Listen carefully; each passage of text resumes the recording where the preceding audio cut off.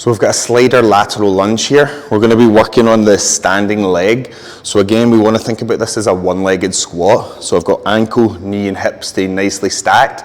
I'm going to soften the knee to start and keep my nose over the toes throughout. The other side here is going to slide out as far as I can.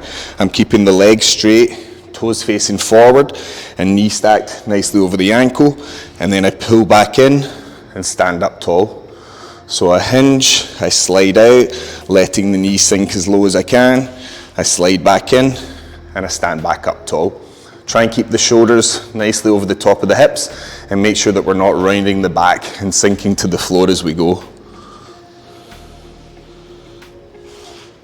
Okay, for the adductor slide, the aim of the game is to ensure that the head stays centered over the middle of the body throughout this. We've got a slider pad here. We're going to keep the feet on the same plane the whole way through, so I don't want my foot turning out to the side as I slide.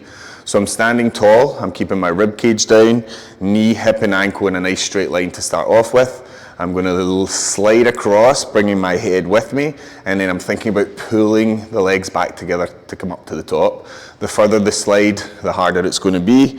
And again, just try and keep those feet facing forward throughout. So soft knee, don't let it lock. Push the hips forward, we're not letting them sink back. And then we're pulling back up to the top. Okay, for the adductor slide, the aim of the game is to ensure that the head stays centered over the middle of the body throughout this. We've got a slider pad here. We're going to keep the feet on the same plane the whole way through, so I don't want my foot turning out to the side as I slide. So I'm standing tall, I'm keeping my rib cage down, knee, hip and ankle in a nice